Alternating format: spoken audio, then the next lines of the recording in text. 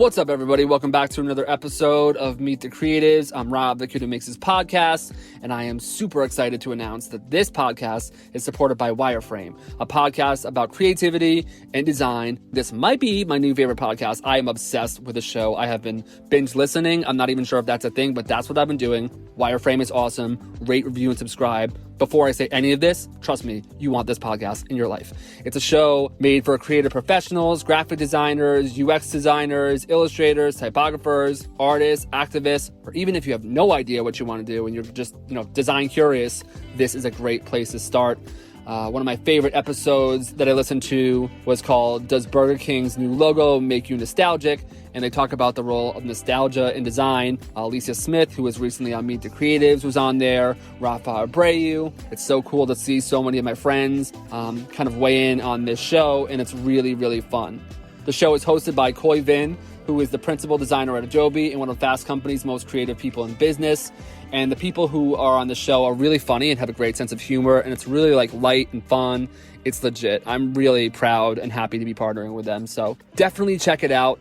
Later on in the show today, I will be sharing another episode that I love. This episode today is amazing. I hope you love it. Enjoy.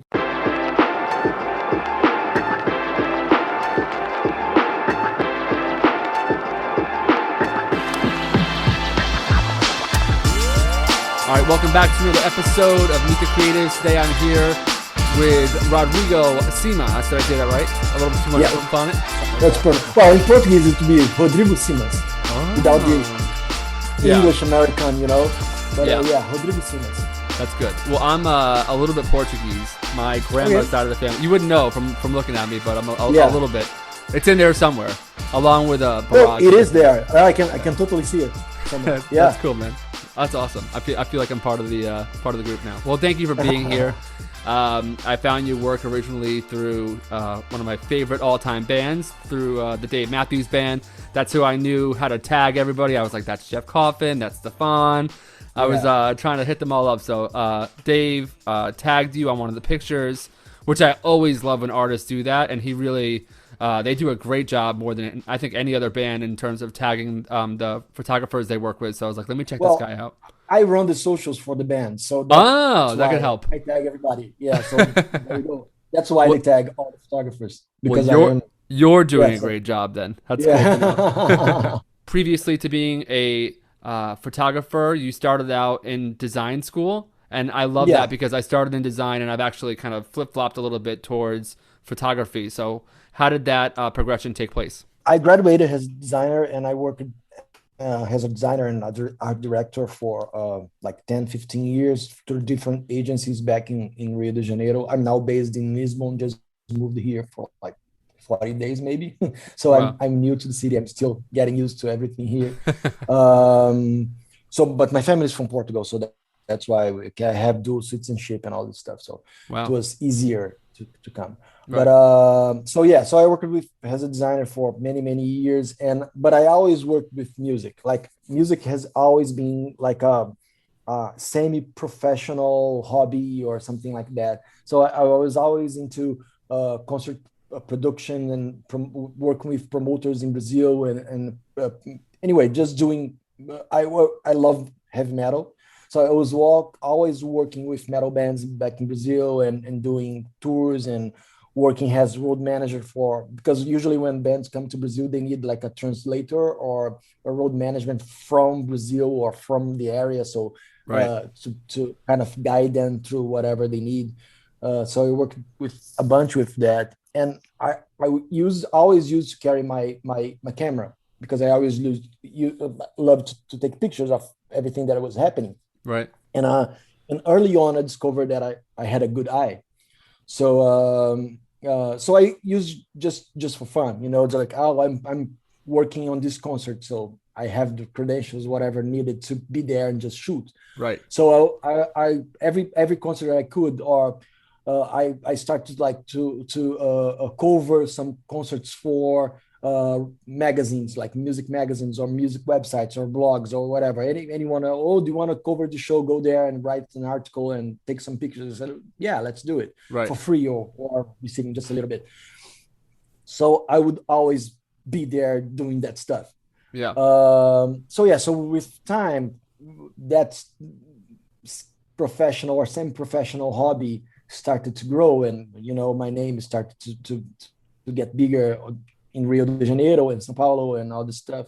So yeah, it was like it was not a transition like that. Oh, I'm becoming a photographer. No, it was Right. more like one thing getting bigger than the other, and more people looking for me to photography stuff than to design stuff, and and so on and so forth. Yeah. Personally, I find it really satisfying to be able to do both. And I think that there was Mm-hmm. a period in my life very recently actually where I thought that I had to pick one. And now I'm Oh realizing it's yeah, like, no, you could do both, you know what I mean? And no, whenever it feels intuitive, whenever it feels right, I can kind of jump in and out of them, and kind of pick up right where I left off, which is fun. Every once in a while, though, with the design, I'll have to be like, where was that shortcut, or what was that oh yeah. that process Hmm. called? It happens It's all the time. yeah, the Hmm. photography I think comes more naturally because it's sort of this like muscle memory thing, but design is a little bit more, um, Yeah, a little bit and the harder thing to. is, but one thing complement another. Yeah, absolutely. If you are a designer, it's so like for me with photography, and as I never studied photography in my life, and I never like had any kind of study or anything, like I'm not a photography geek, so Right. if you start asking me stuff like technical stuff about photography, I will just say, man, I'm sorry, let's just finish the interview because I don't know shit. Yeah. But my design studies and all my design experience for helps me a lot with photography. I'm really fast on the post-production stuff, and Yeah. just to make, because well, the picture you take is not the picture that everyone is seeing. You have to go through Right. whatever you need, like a Lightroom or whatever, and I'm really good with that, Yeah. and really good on all the post stuff. So if I was not a designer, that would be a pain in the ass. I Right. know great photographers that take like 5, 10 times more time than I do for the same amount of the number of pictures to just to go through them. You know what I Right. mean? And I'm Yeah. really fast with that. So I don't know. For me, it's almost more important than the photography itself is the stuff you have to do after you take the image, Right. and for that the design studies are Yeah. basically For sure. I really look up to people like yourself. Another person I really look up to is Rob Loud, who's the touring photographer for The Killers, and Matthew Bertone, who works with John Mayer and Lenny Kravitz and all these different people. And it's cool that I'm like befriending all you guys, but it's also there's a little bit of an imposter syndrome thing happen, and I try and mitigate that by just going out and shooting. So if my friends do like an open mic or something in really crappy low light situations, I actually use that as an opportunity to see what I can accomplish in that environment. Just the other day, I had these great shots. The exposure was good, but the lighting wasn't exactly what I wanted to. So then I started putting these sort of like gradient washes over it with the soft lights and the overlay and stuff. Do you do that yeah, kind of thing, or you try and get it no, in camera as much as possible? yeah, it's all the camera, and I try to be the most raw I can be, Yeah, like yeah, I don't try to add any effects. It's more of a contrast, a shadow thing. I basically work with shadow and contrast. That's right, it. So, but I love when I don't have the full stage lights on. It's difficult because, well, my photography, if you compare my photography to a bunch of my peers and some amazing ones that are more photographers than I am in terms of know what they are doing about techniques and all that stuff. right, But if you compare my pictures to them, you see that my focus on the picture is not to have the most technical image I can have, but I try to focus on the emotions I can get from stage. yeah, So I'm always trying to get that look, that glimpse, that smile that you can see when band members are turning into each other. So I'm not like, if the lights are great, awesome. But if they're not, the moments are still being captured. You know what I mean? yeah, Like yeah, the moments between the band, the musicians and the audience and what happens on stage, they're still happening with lights, with great lights or without lights. You know what I right, mean? yeah, So my thing is to get those moments that are always my goal. So it's great if I have great light, but it's not the important thing to me. It's not to have the perfect light picture or the perfect, like, Yeah. oh, this is so beautiful. No, I want to get that spark, Yeah. and that spark's Absolutely. not coming from the lights. It's coming from the musicians, you Yeah. know. 100%. That's what I love about photography is capturing that intimacy. And I know it sounds like really kind of woo woo, but capturing the human condition, those little Oh, yeah. moments. It's like, yeah, Dave Matthews can be, you can make him look like a superstar, but he's also somebody who's a friend, who's a band member, who is sharing these moments and like having these little interactions. So, Yeah. And the thing is, everybody, I don't want to say like it's easy or anything, but everybody can buy a great camera mhm. and go through it. You know what Yeah. I mean?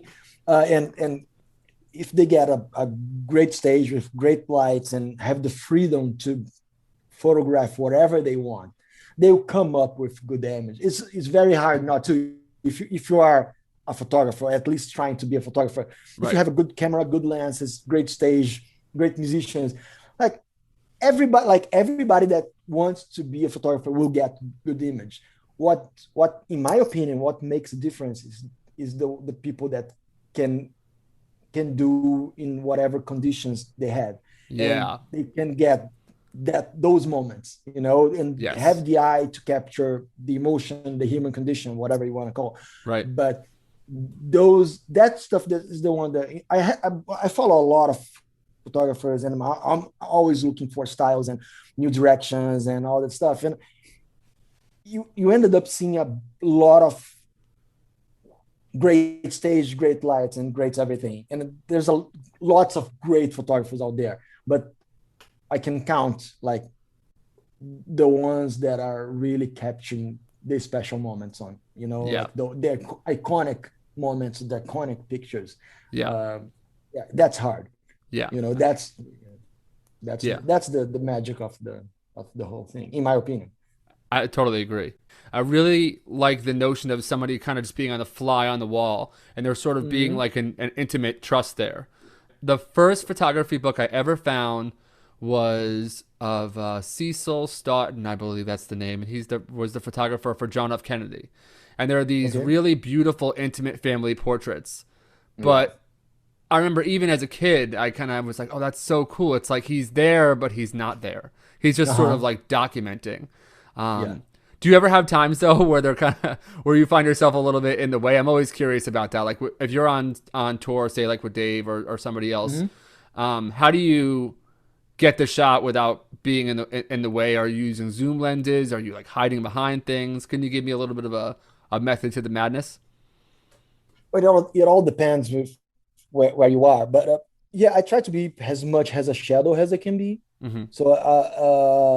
So first, you don't talk to anybody unless they talk to you. That's Yeah. first thing.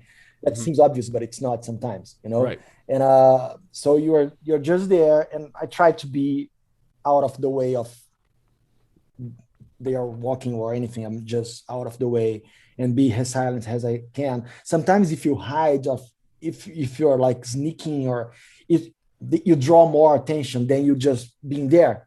You Yeah. just need to be one of them, but you don't speak. You know what I mean? Right. Because if they see, like, if you're sneaking in or going behind some, they are looking, what the fuck's this guy is doing here? You know what I mean? I see you, dude. Sometimes it's, Yeah. I see you, dude. Yeah, they are seeing you anyway. Yeah.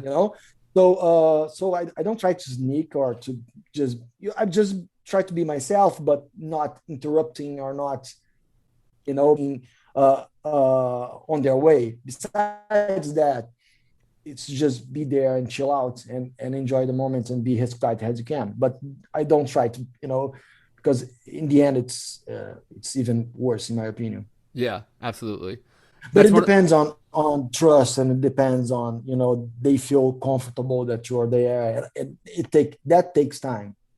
What are some of the things that you'd recommend? Like once you've kind of learned the fundamentals, do you try and this is a little bit nerdy, but do you Okay. try and use like ISO or using like a low shutter speed or how are some of the ways in those kind of dark situations that you're able to capture those moments without using something that's like flash or something that's sort of distracting?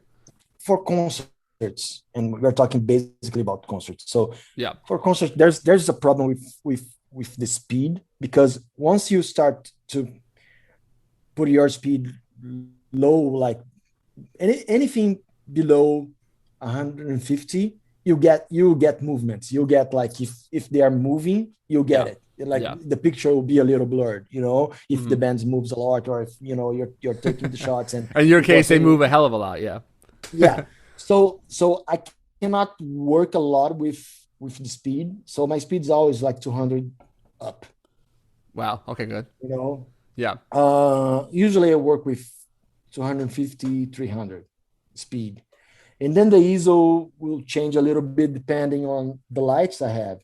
But it's like around 2000 usually for a regular good light concert. Right. And then I work a little less or a little higher depending on if I have good lights or not. But it's 2000, it would be like a good. For the ISO you're Uh, referring to, correct? so yeah, For for the ISO, Yeah. yeah. Yeah. Okay, that's So good. yeah. Because I felt like And I was using a lot of ISO recently. I'm like, I feel like I sort of have to, because otherwise it sort of becomes this oh blurry yeah, image. Yeah. no, yeah. So yeah, 2000 up. Okay. Um, and I don't know. I just used everything 2.8 for concerts. So all my lands are 2.8, and I just use 2.8 unless I don't want to. For example, if you use 2.8, you focus one subject. Everything that's not in the same distance will get a little blur. So if Right. I don't want that, if you don't want that effect, if I may say that, you just put it up. But uh, it will get darker anyway. Yeah. So you know, Yeah. it all depends. But I like to get to focus in one object and get the rest a little blurred. So I use a lot of 2.8 unless I don't want that to happen. So Right. sometimes if I'm getting the full stage, I might not use 2.8 because I don't want anything else to get blurred. I want everything to look like in the same Right. I'm with you. focus. Yeah. Uh, but besides that, man, it's like my configurations are very easy. Like and they don't vary a lot.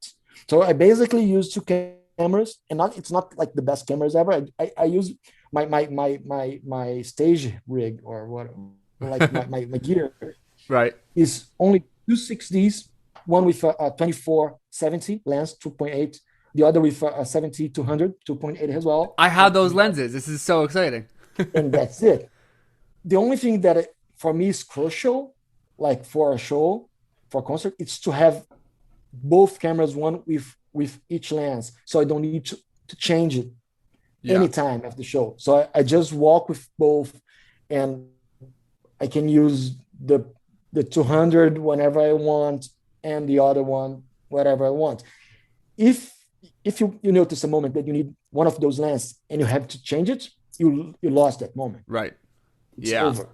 You Hmm. know, so that's it's as simple as it can get. And I usually use a third lens that's a wide angle, a little bit of fisheye or wide angle when I want to get like a full stage and I'm too close or whatever. And Right. then I change it. But I use that like 5% maybe of the Th- time that I'm This is so shooting, cool because I have such a similar experience. Like I have the same thing. I have a 24-70, a 70-200. This is actually really kind of really empowering because it's going to show like you're working with these incredible bands. And I recently have been a little bit slipping into, because for the first time I just turned like 30, and for the first time I'm like not broke. I've been broke for like a long time, and Oh, me too. I'm still broke, so we're good. that's good. I'll come help you out. We'll work together. We'll start a studio. We'll do photography and design. Perfect. Yeah, but this is like the first time I've actually had like a little bit of spending money, and I'm trying not to get into the habit of buying things. Like I'm a DJ, and I think with DJing it's a little bit different. You really need like that quality. But I feel like with Mhm. photography, I need to just be like, no, you're good now. Just go shoot. It all depends on what you want to do. The only thing I that want to do I what you want to do, feel, bro.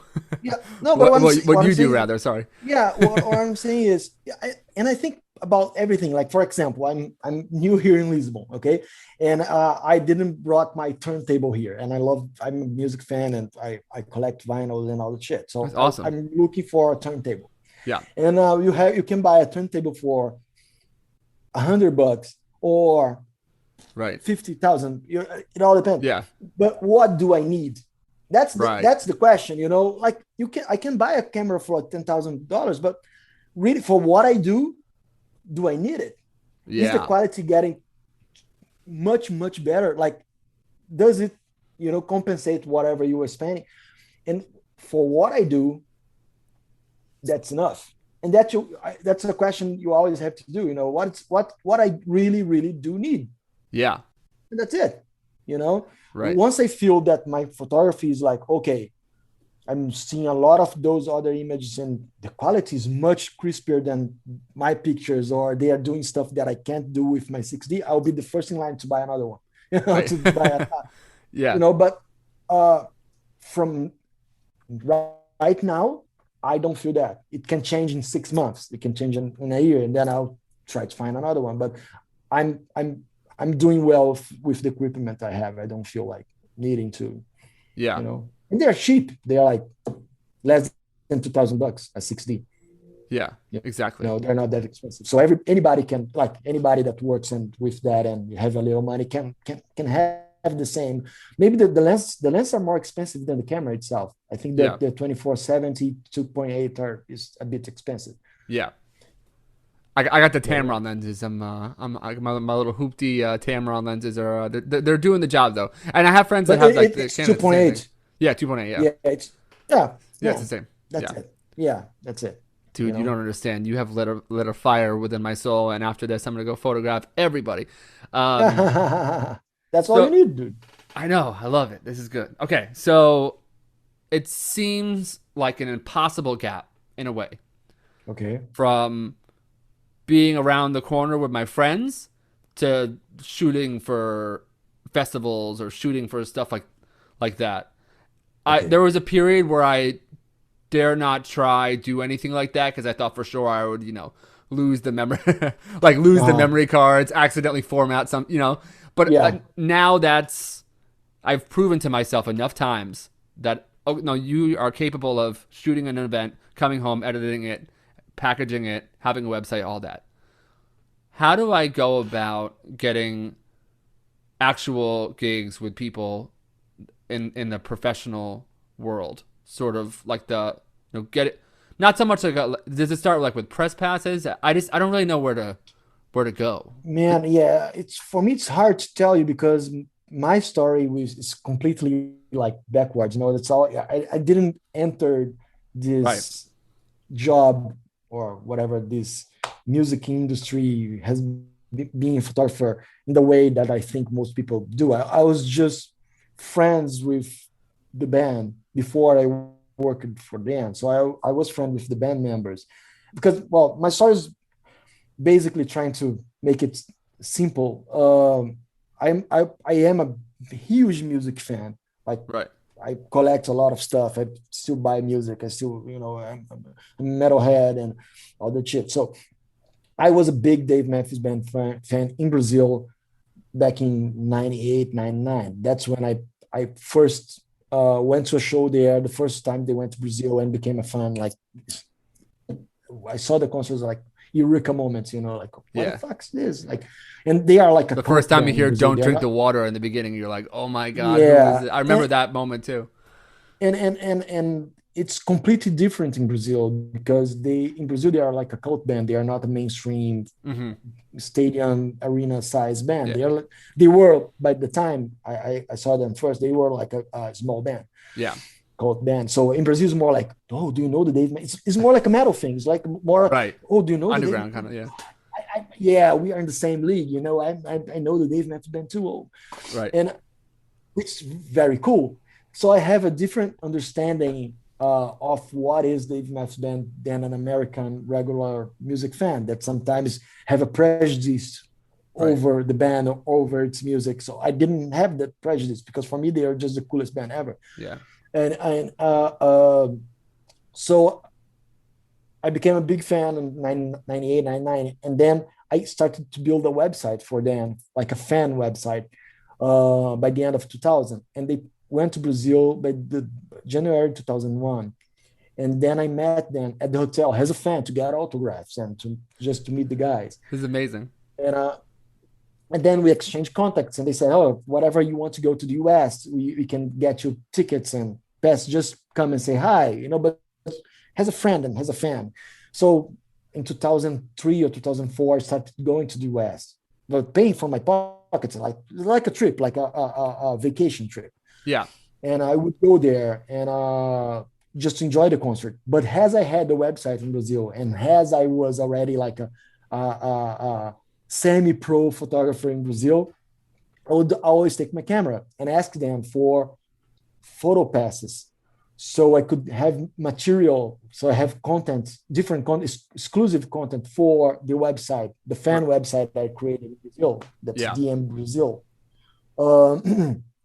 And always when I always when I was there with them, I would tell them, "Hey, the website's growing. We have cover bands in Brazil, tribute bands in Brazil playing your stuff. I'm promoting them. The fan base is growing. We're doing a bunch of stuff and blah, blah, blah." And they would say, "Hey, great." But they didn't know that I was really doing that. Right. And they played there in 2001, and they only came back to Brazil in 2008. So 7 years without playing in South America. That's a long time for a band that's trying to grow a fan base there. And when they came back in 2008, they discovered that everything that I was saying to them was true, that I was doing a bunch of work, the website was growing, and they discovered the website kind of kept them alive for those 7 years. So you put in like 7 years in between. Yeah, it's crazy. Wow. Yeah. So then their managers kind of hired me to help them with other artists of their cast. So I worked a bit with Third Day, with Ben Harper, with Guru Bordello, anyway, and with Dave. But then when they came back to Brazil in 2010, they came without a photographer, and they said to me, "Hey, do you have anyone that you could tell us for a swear?" I say, "Hey, that's me. Don't tell anyone. I'm here." And they said, "Okay, we will not pay you, but you will pay your costs."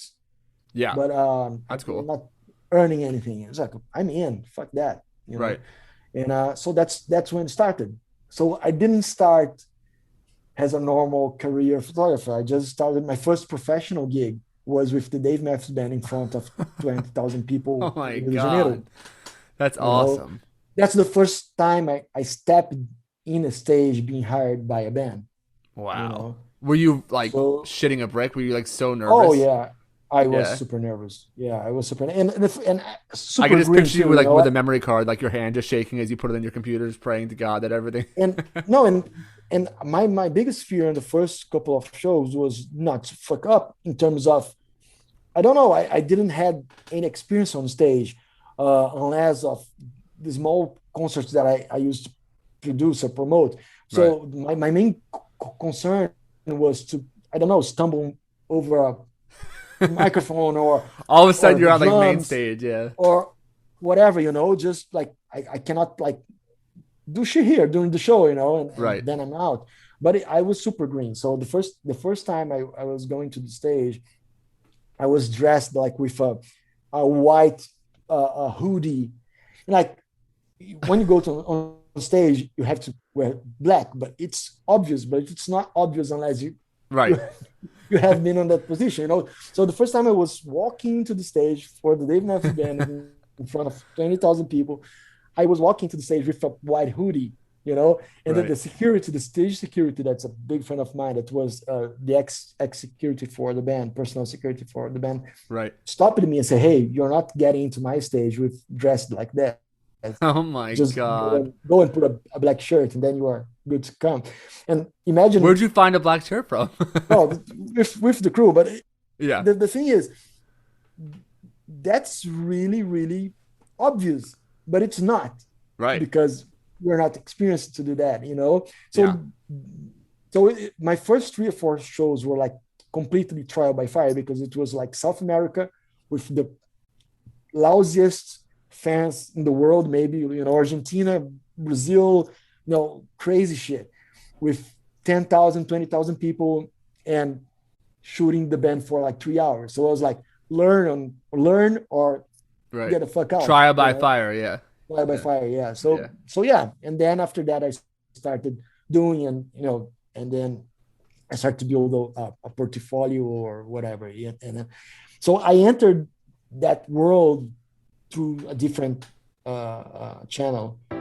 Stay tuned for the rest of this episode. This is really, really fun. As promised, I told you guys I was going to tell you about one more episode that I love from Wireframe. And this episode was called Does Peloton's Design Actually Help You Exercise More? And it talks about the role of UX in fitness and about how it can help to sort of gamify working out. And they talk about Peloton and about, using smartwatches and stuff like that, like the Apple Watch to sort of gamify exercising, and it's a really great conversation, and it's really funny and fun. So check out Wireframe Podcast. Make sure you subscribe and follow them. It's an amazing show. Anyway, back to the episode. Thank you guys for listening. Here we go. Is it really hard to sort of commit to something where you're going like international, like flying all over, or is it not? Is the schedule not as grueling as you think it is, or is it? How does that all line up? It all depends. With the band, we travel with a really, really high level, with DMB. But it can be, well, if you're out for like, you mean on like buses and stuff like that, or is that buses, hotels, and all that stuff is really like really nice. it's the best of the best. So Yeah. it's easier. You have all that sounds so fun. You have all the commodities you could wish for. You have the best food. You have like the travel with their own catering, so it's always the best food, and you can sleep well in good hotels. And dude, let me come on tour with you. That sounds amazing. When do we leave? But at the same time, it's tiring. After you get like, for me, I don't do full tours. I've been on full tours, but small tours. Like the last full tour I went with Dan was the like doing all dates, was a 2018 winter tour that was like 20 dates, 20 something. Then I did the whole thing. So stay away for like 40 days, maybe. Wow. 30, 40 days. That's doable. That's not bad. That's doable. That's doable. Yeah. I don't think I ever left home more than 30, 40 days. And, okay. Because I always do like a lot of back and forth. So sometimes I go like 3-4 times a year, depending on whatever I've been going back and forth from Brazil, US, many times a year, because sometimes it's okay. So there's like 10 shows here and then 10 shows later on, and then you just go do the 10 shows, come back home, and then do the other, and then there's a tour by the end of the year, and you'll go again, and then there's so. But for me, I usually prefer to just stay the longer and do the most show I can do in one span than to keep like flying back and forth, because the flying is very tiring.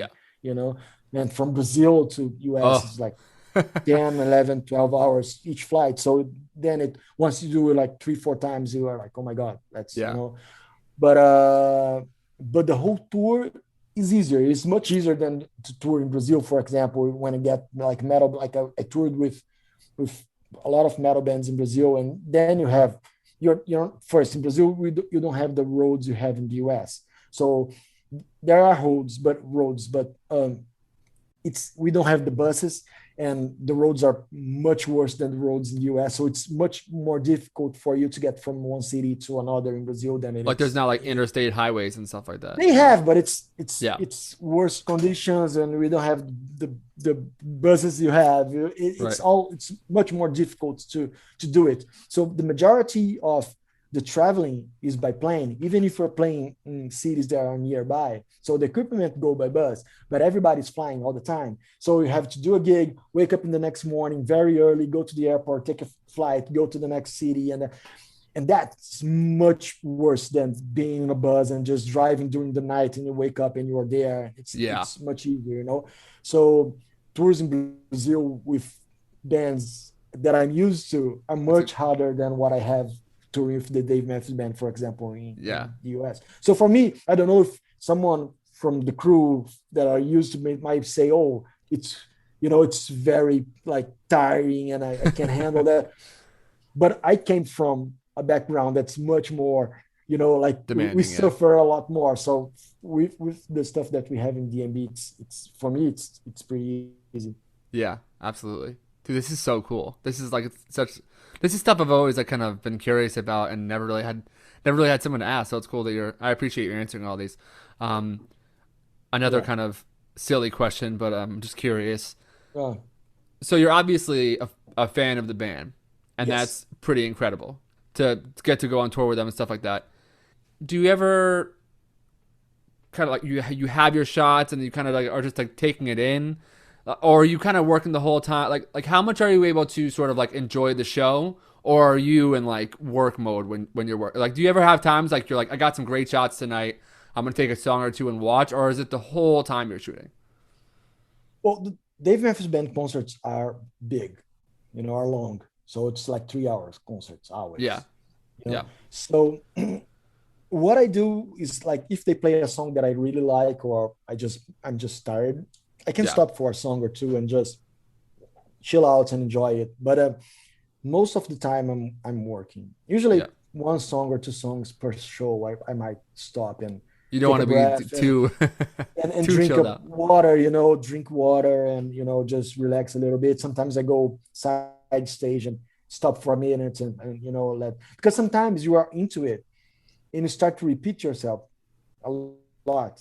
So sometimes it's good to just stop for a little bit and see options and try to brief a little bit and okay, what can I do now? And not just because once you are doing it, it's like in the end, sometimes you after the show you go to see your pictures and it seems the exact same shots that you did the day before.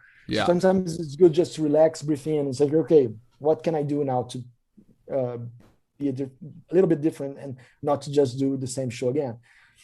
But yeah, but as I'm a big fan, sometimes if they play a song that I really love, I just stop for a little bit, enjoy it, and then. But most of the time, it's work. yeah. What are maybe some tips and tricks you could say in terms of like getting different angles? Talk me through like a regular night. Do you kind of start with establishing shots, and then is there sort of a Yeah, rhyme or reason to that? there is for me. I don't know if other photographers do the same, but I usually start on like I go to the farthest I can from the stage. So I go just for Dave Matthews, for example, I go to the lawn to the last. I'll be the last person in the lawn when the Yeah, show starts, so I can get people dancing while it's not dark yet, so I can get like the lights still and people are dancing and people are starting to enjoy the show. So I right. start to get the reactions on those people in the full stage and all that stuff with whatever the theater they're playing, and then I start to go down to climb down the hill and enter the seats. So by like whatever, like maybe the fifth song or the sixth song, I'm already down near the pit. Yeah, So I usually go into the pit and take pictures from the pit, and then I go to the rail. So I usually go. I arrive at the rail probably at the 8 or 9 song of the set. when you say the pit, that's referring to the area in between like the front rail and then the stage, or is that, or do you No, mean the the pit pit is like? well the standing pit, like where people are watching the show, Oh, like a standing room not only. Yeah, seated. yeah, Yeah, yeah. yeah. So usually I go in the middle of the fans and stay there and just do my picture from there, so I can get Right. hands and like I can get movement and I can get pictures from where the fans are standing because that's important. You want to see what they are seeing. The whole And experience. Yeah. yeah, so and my pictures, if you get my picture, my albums over DMB or the other artists that I shoot, I try to do like a story of what is happening. So Right. so that's why I started from one point and get to the stage, so I can get all the views and everything that's happening on that day, on that night. Yeah. So, and after that, I go to the rail where the photographers usually are. And when I get there, there's no more photographers because usually on the first three songs that plays back with the photographers there for magazines and all that stuff. So when I get to the rail is empty, and it's just for me. So I can just do whatever I need to do, and then I do a little bit on the rail, and I get all the band member shots, like the headshots or like the individual member shots that I need. Right. And after I get like 10 pictures of Dave that I really like. Then I go to Stefan, get like 10 picture that I really like. Then when I do that for the whole band, then I go upstage, and then I get the side stage shots, and then I start to just that's when the artsy shit happens. Yeah, when I feel that I have all the shots that I need, then I just do whatever comes to my mind. Then I start to improvise and to experiment something and experiment on my shots and new angles. But that only happens when I know I have the shots that I need. Yeah. Then I'm free to do whatever. Yeah. Yeah. Then I know. But it's a lot of pictures per show. It's many shots. Like how many usually, roughly? Yeah, usually during like a show like B&B that's 3 hours, like 2,000 pictures at least. Yeah.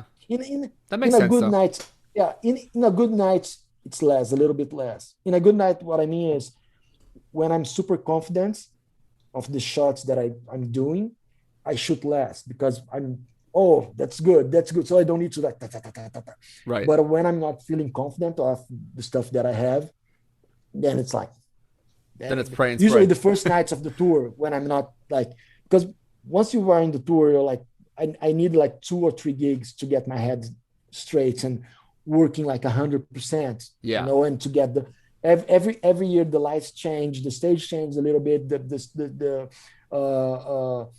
instruments, the players are in different, even if it's a small difference, it makes a difference for you to walk around.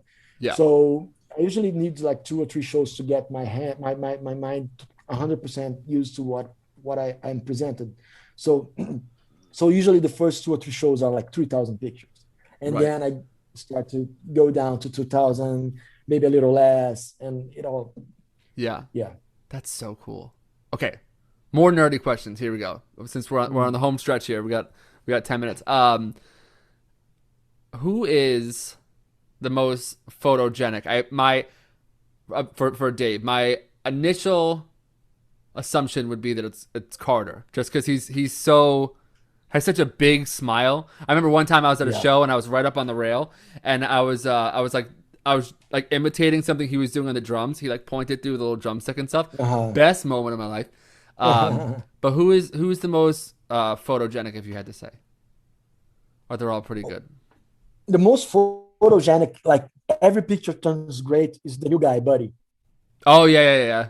Man, it's hard because like you can just shoot him from whatever angle and he always looks great. Super easy. He's shredded too. He's got good energy. Yeah. And he's always smiling and he's always in a good vibe, good mood, and it's always like it's like whatever I shoot him, he looks good. Even if the picture is shitty, but he's looking good. Yeah. I've told him that a million times, like, man, you're so easy. But Dave is easy. I mean, now they have like, I don't know, this year I didn't shoot them. I haven't shot them this year, and I'm not on tour, and I don't think I'm going this year because of all the COVID stuff, and US is still blocked for Europe. So it's anyway. I don't know what will happen this year. Sorry, our country's a little bit of a shit show at the moment. We apologize. No, but anyway, Europe is as well, and right now it's a little. I still don't know what will happen this year, so I put in my head that I won't go. So if anything happens, great. If it does not happen, I will not be like crying and frustrated. Yeah. So right now my head is you're not going. Yeah. And but Dave is super easy, but by so the last couple of years that I shot, 2018, 2019, they put like 2 huge red lights, one each side of the stage, that gets Dave like exactly like his whole body is now in red light. Right. And red light might be the worst light for us photographers ever. Yes. So the last couple of years I just learned that recently. Really hard. Yeah. Yeah. And so and you can see, and that's not a magic trick, and I'm sure I'm not the only one that does that. But if you see black and white pictures of concerts, is because you could not correct the lights to look good, so you just turn them to black and white. So awesome. Every picture you see from me, at least, there's black and white. It's not because I want to be artsy or anything else. It's just because it's looking shitty. And on black and white, it looks great. Yeah. You know, so usually it's full red face or full blue body, and I can't work with that in Lightroom or Photoshop. When I quit, and I have to work really fast. So for example, like 2,000 pictures, I work in like 2 hours, maybe 3 hours. It's super fast. I work like really, really fast. So I don't have time to like, okay, I work this red out of his body, you know? No, fuck that. It's black and white. That's black and white. We're getting artsy. Yeah. Yeah. You know? So you see a lot of black and whites of Dave the last couple of years because of that. There's like 2 red lights like all the time. You got to talk to somebody like, can we potentially move these? Or I've talked that. I've asked around it. Yeah. But cool. So it all depends. But he's a super easy guy to shoot because he has all the, you know, the screams, and you know, he has a lot of facial expressions, and he feels a lot of the music he's playing too, which. Dude, this has been so much fun, for real. Like, honestly, like, even if this didn't record, it did. But I'm just saying, like, this has been so fucking cool just to talk to you. I've really, I don't know if you can see the dumb look on my face. I've really enjoyed this, genuinely. That's cool. I appreciate it. Yeah. Last question for the road. This has been amazing. Favorite Dave Matthews Band song? There could only be one. Well, it's picking a favorite. If I can only be one, I'll just show you this. But I don't know if. Come on. It's can you see it? 41. Yes. Oh, yeah. Number 41. I love that song. Dude, this has been so much fun. Where can people find you online? What's the best place to get in touch? This is shameless self-promotion time. The floor is yours, sir. Awesome. So you can find me over my Instagram account. I have a professional photography Instagram account. If you want prints or inquiries or hire me to shoot whatever you want to shoot, it's Rodrigo Simas Photo. So it's all together and it's easy to find on Instagram. You can also go to my website. That's rodrigosimas.fot.br. It's a Brazilian website, but yeah, it's easy to find as well. And even if you want more stuff, you can go through my personal Instagram account. That's Rodrigo DM Brazil. You can find me easily on those ones. And and I'm selling prints as well over my channel. So if you see a picture that you like, just drop me an email or a message over there, and I'll be happy to send you all information. Cool. All right, dude. This has been a lot of fun, man. This has been a blast. Effortless. Thanks, brother. Talk to you. All right, bye. Bye-bye.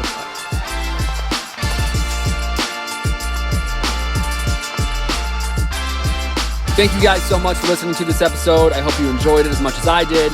Make sure you rate, review, and subscribe on Apple Podcasts. And while you're there, make sure you also subscribe and rate and review and leave a nice comment for Wireframe Podcast. I love that podcast. I am really happy to be partnering with them. It's a great show, and you'll learn a whole lot. If you're a creative of any kind, Wireframe Podcast with Koivan, go check it out. And you have yourself a great week. Peace.